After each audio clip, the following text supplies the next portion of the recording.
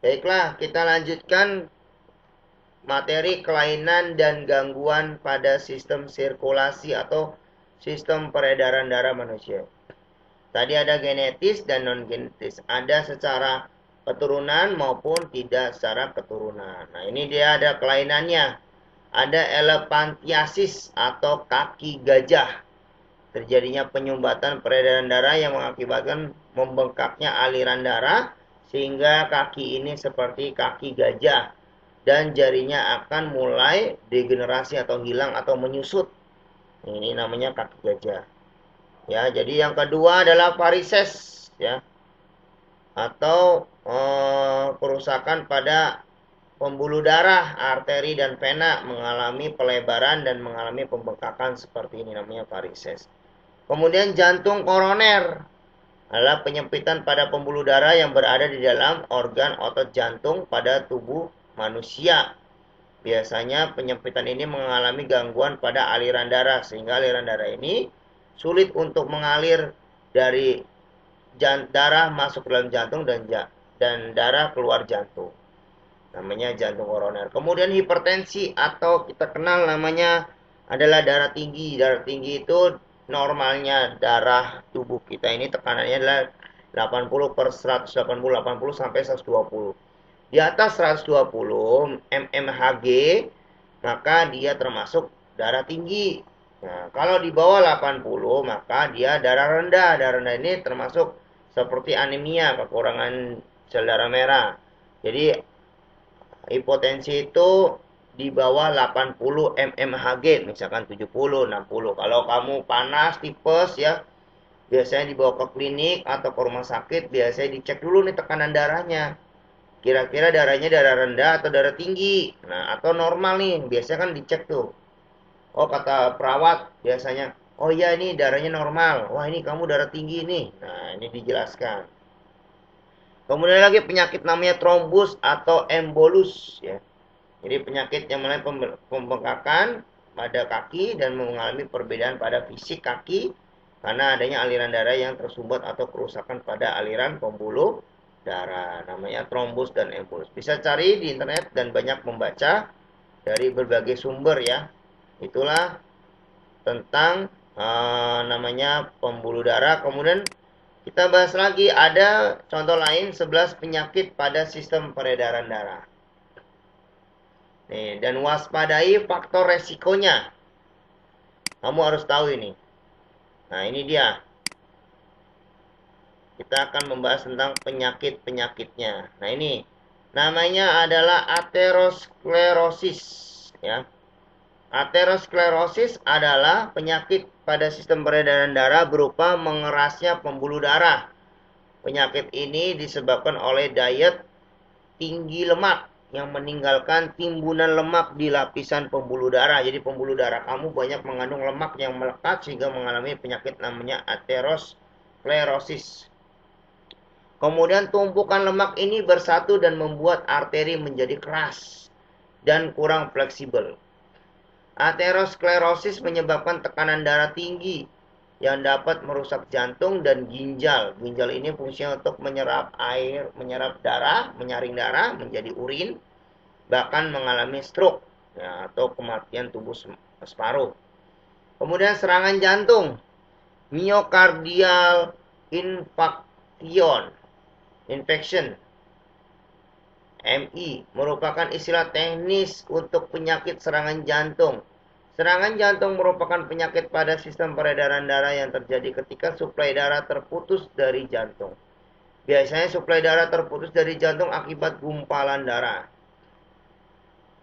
Gejala seseorang yang terkena serangan jantung berupa nyeri dada, sesak napas, merasa lemah, serta munculnya perasaan cemas yang luar biasa. Penyebab serangan jantung adalah penyakit jantung koroner. Nah, ini gejalanya adalah namanya jantung koroner itu nyeri dada, sesak napas, merasa lemah ya. Ini adalah penyakit serangan jantung.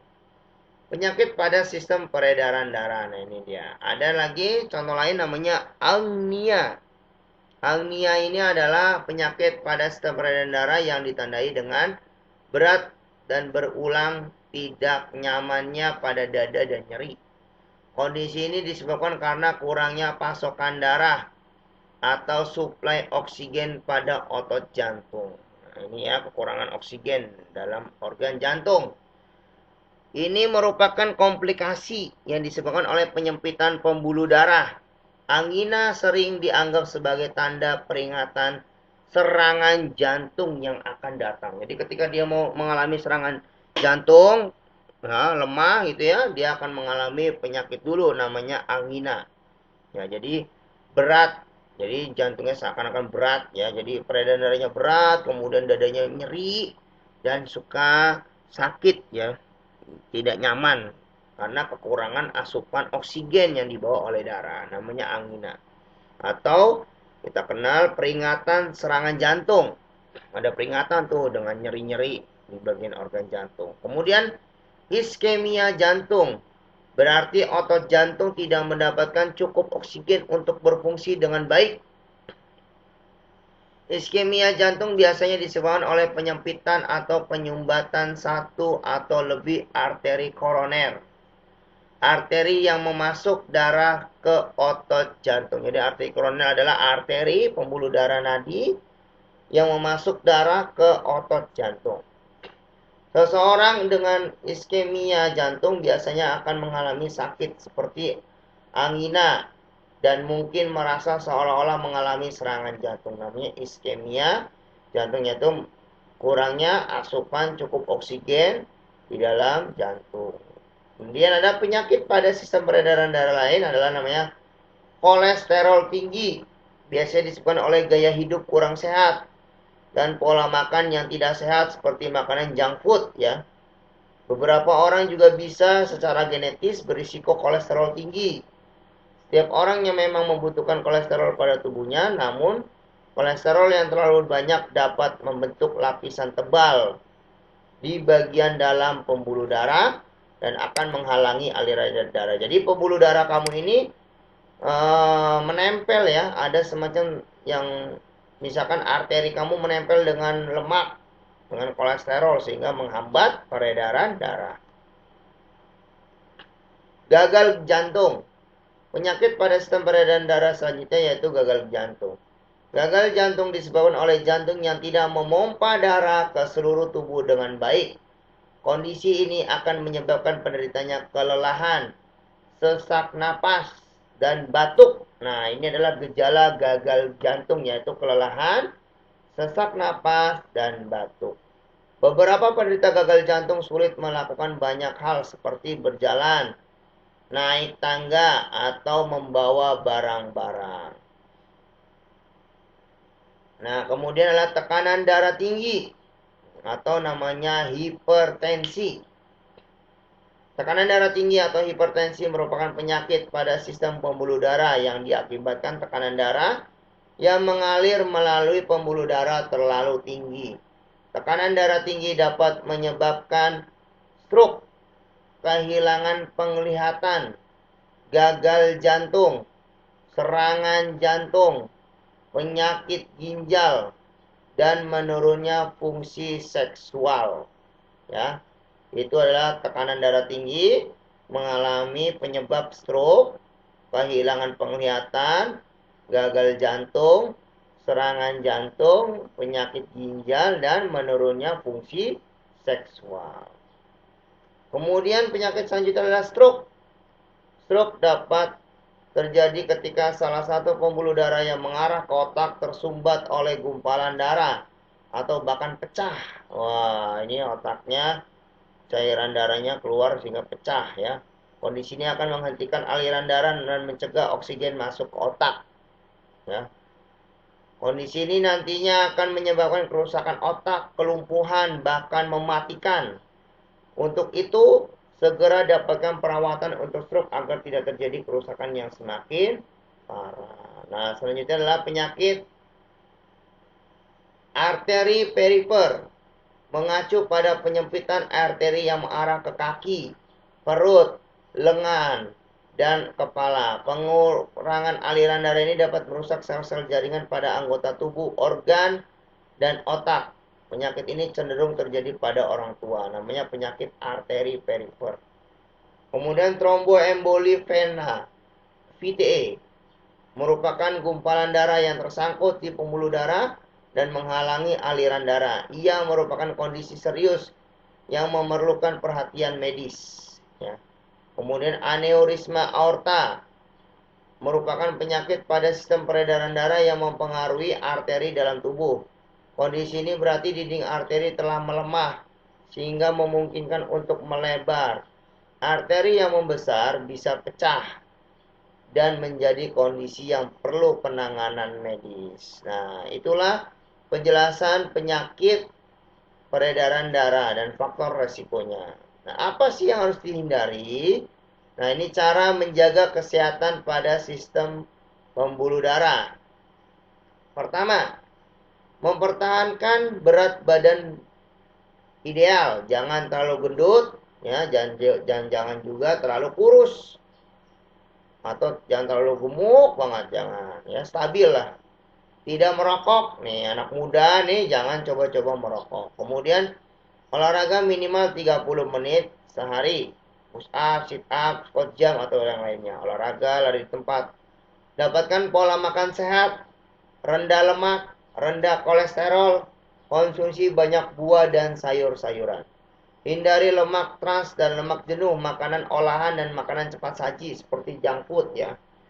Kemudian batasi asupan garam dan alkohol. Jadi apalagi secara Islam kita dianjurkan tidak meminum alkohol ya. Kemudian relaksasi dan merawat diri untuk mengurangi stres. Ya, supaya tidak mengalami penyakit pada sistem peredaran darah manusia. Itu saja yang dijelaskan tentang ini, sudah saya kutip di websitenya hot.liputan6.com.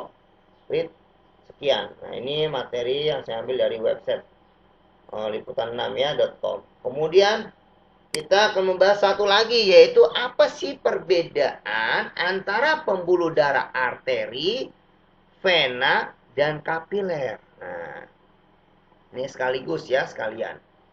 Apa sih perbedaannya arteri, vena, dan kapiler? Jadi kamu harus tahu fungsi, ciri, dan letak pembuluh darah arteri. Nah, ini dia. Pembuluh darah arteri dikenal dengan sebutan pembuluh nadi.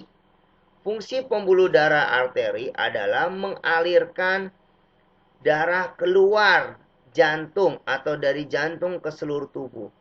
Darah yang diangkut dalam pembuluh darah arteri adalah darah yang mengandung oksigen yang tinggi, kecuali pada pembuluh darah arteri di paru-paru. Darah yang diangkut dalam pembuluh darah arteri disebut darah bersih. Nah, kamu harus tahu itu ya, darah bersih itu ya darah arteri. Denyut dari pembuluh dari arteri ini terasa. Jadi arteri itu mudah dirasakan. Contoh tangan kamu, jari kamu, pergelangan tangan kamu rasakan. Nah, kalau ada denyutan itu namanya arteri. Bisa dirasakan. Dan jika terjadi luka, maka darahnya mengucur deras. Jadi kalau kulit kamu robek, darahnya ngocor terus-terusan, ya, itu namanya arteri yang pecah, yang robek. Namun dinding pembuluh darah arteri ini kuat, tebal, dan elastis. Jadi pembuluh nadi ini lapisannya kuat, kemudian lapisannya tebal dan elastis atau lentur ya. Dilihat dari letaknya, pembuluh darah arteri berada di bagian dalam atau tersembunyi dari tubuh kita. Tidak terlihat ya. Kalau arteri itu warnanya agak merah, tidak terlihat, tersembunyi dalam tubuh kita. Tapi bisa dirasakan denyutannya. Yang kedua, fungsi, ciri, dan letak pembuluh darah vena. Pembuluh darah vena juga sering disebut pembuluh balik. Pembuluh vena berfungsi mengalirkan darah masuk ke dalam jantung. Darah yang diangkut dalam pembuluh darah vena adalah darah yang mengandung oksigen rendah atau tinggi karbon dioksida. Kecuali pada pembuluh vena yang asalnya dari paru-paru. Nah, ini dia ya. Jadi darah itu masuk ke dalam jantung lagi, namanya pembuluh vena. Karenanya pembuluh vena disebut mengangkat darah kotor. Tadi kalau arteri darah bersih, kalau vena darah kotor. Kebalikan dari pembuluh darah arteri, vena mengalirkan darah dari seluruh tubuh ke jantung. Dinding pembuluh darah vena tipis. Kalau tadi arteri tebal, kalau vena tipis dan tidak elastis, tidak lentur. Kemudian denyut pembuluh darah vena tidak terasa dan jika terjadi luka, darahnya akan menetes tes gitu ya. Tidak ngocor ya. Pembuluh vena ini bisa terlihat dari permukaan kulit kita berupa garis bercabang yang warnanya kebiruan. Ini karena letak pembuluh vena dekat dengan permukaan tubuh ya, dekat dengan permukaan. Yang ketiga, jadi kalau vena itu bisa terlihat ya warnanya kebiruan di pergelangan tangan kalian kalau kalian lagi ngotot ya itu terlihat. 3. Fungsi, ciri, dan letak pembuluh kapiler. Pembuluh kapiler merupakan bagian cabang yang ada di ujung pembuluh arteri dan vena. Jadi kapiler itu menghubungkan antara arteri dan vena tapi berada di ujung pembuluh arteri dan vena. Pembuluh kapiler merupakan pembuluh darah yang kecil, halus, dindingnya tipis, dan berpori. Nah, itu, berpori ya. Kecil, ya, halus, dindingnya tipis seperti vena. Kalau arteri tadi tebal ya. Nah, pembuluh kapiler menghubungkan pembuluh arteri dan pembuluh vena dengan sel-sel yang ada di dalam tubuh kita. Asal pembuluh darah ini adalah arteriol atau cabang pembuluh darah kecil, namanya arteri. Sedangkan venula adalah cabang kecil yang mengumpulkan darah dari organ-organ ke pembuluh darah vena. Jadi darah dikumpulkan di dalam saluran kecil namanya venula, yaitu pada pembuluh darah vena. Dalam pembuluh kapiler ini ada pertukaran oksigen dan karbon dioksida. Namun pembuluh darah kapiler banyak mengandung oksigen. Nah, itulah penjelasan dari perbedaan antara arteri, vena, dan kapiler. Yang saya kutip dari website bobo.grid.id dan seterusnya. Itu saja yang dapat saya